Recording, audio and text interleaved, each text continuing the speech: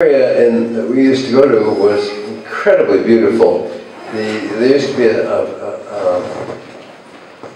falls there called Rearguard Falls, and we used to go and sit there and watch the salmon come battling up Rearguard Falls, and it was an amazing sight. And oftentimes Stan would take us to a cut bank 200 feet above the Fraser River, and we'd be up there looking at the view, and the view was fantastic because among the things you saw was the highest mountain in all of Canada, which was the Mount Robson, and the highest mountain in the Rockies.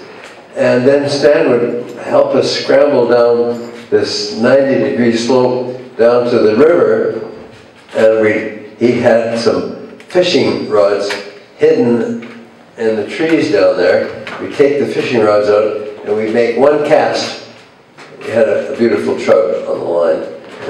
Take the trout off, make another cast, and another beautiful trout. It was a wonderful, wonderful experience.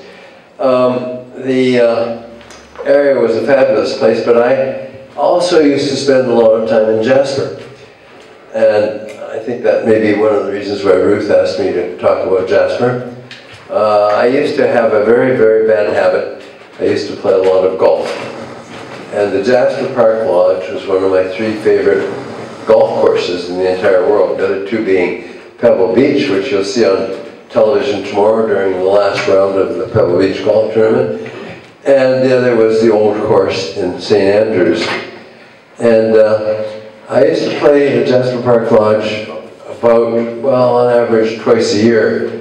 And I used to play in a tournament called the Totem Golf Tournament, which occurred in the first few days of October every year. And 2 of the people I played with quite often were somewhat well known. They loved to come up there, and they were both really good friends. And they both loved golf. One of them was called Bing Crosby, and the other one was called Bob Hope. And they loved playing golf. And one year, Crosby said to his caddy, don't ask me why, he said, I'll tell you what I'll do, I'll give you a brand new suit every time I birdie the 18th hole. And that fall, the caddy won 5 brand new suits from Crosby.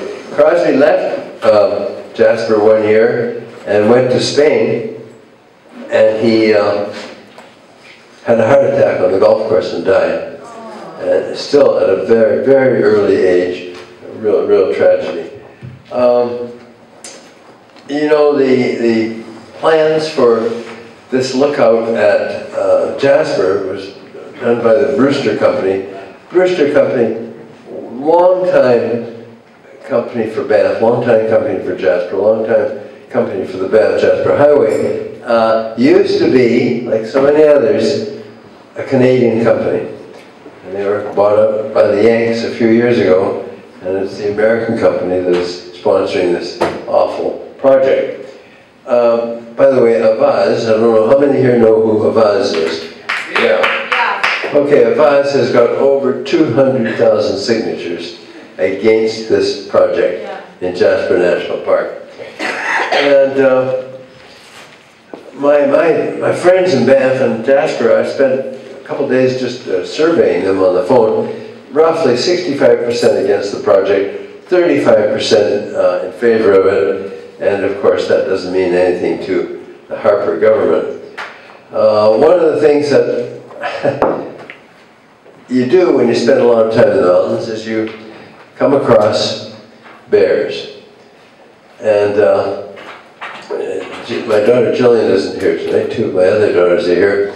But one time at the base of Mount Robson, Jillian was with her friend Nasa, and she was woken up around 3 in the morning in her sleeping bag by a bear standing on top of her.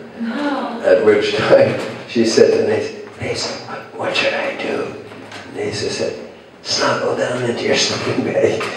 And that's the only advice she had. Well, eventually the bear went away, and the 2 girls broke into a ranger's cabin and spent the rest of the night in the ranger's cabin. Where I stayed with Stan and Jay on the banks of the Fraser in this big old log cabin, they had no indoor plumbing. So if you wanted to use the outhouse in the middle of the night, you took a flashlight and you went the 100 yards towards the outhouse. And of course, in the middle of the night in the mountains, what do you encounter? You're walking along with a flashlight and suddenly you come face to face with a bear. And that was fairly exciting. On the Banff Springs Hotel golf course one time, which I love to play also, I was with my good friend Don Atkinson. And we were playing a second hole. The second hole curls around the base of the mountain there, and I had hit a really remarkable drive, and I was standing over the tee shot, getting ready to hit my next shot, and I looked up, and there is this huge, huge black bear running at me like a racehorse. I don't know if you've ever seen a bear run, but they run very, very fast. And here's this enormous bear running straight at me from about 200 yards away. And I said to Don, what should I do? He said, are you going to use an iron or a wood?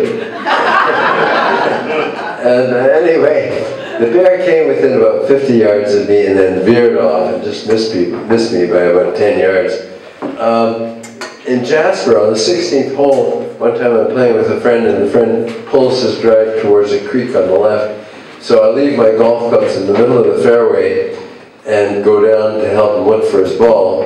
And we can't find it, and after 5 minutes, you're only supposed to look for 5 minutes for a golf ball. And after 5 minutes, we went back to the middle of the fairway, and there, standing right next to my golf clubs, was a bear, a mother bear, and 2 cubs.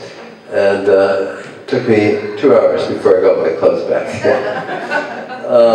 Now, last point about bears.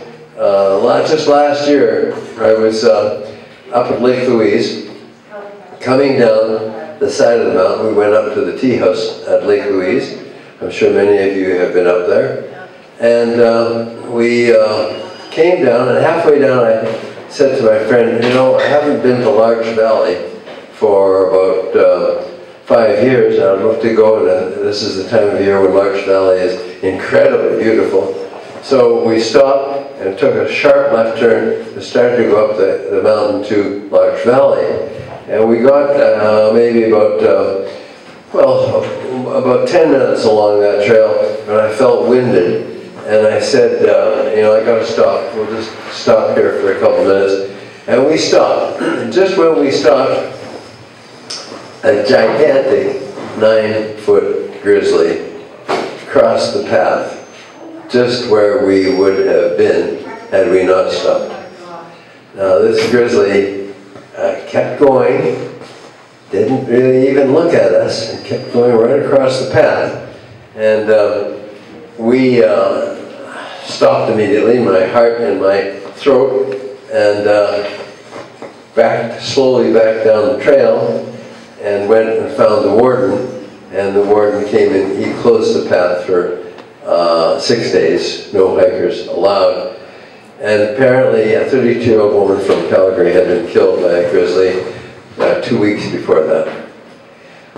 That's my bear story. The Occupy people. Come on, let's do that again. Yeah!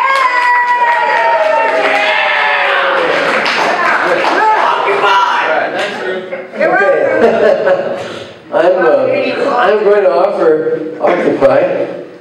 Someone called for advice, but I'm going to do that anyway.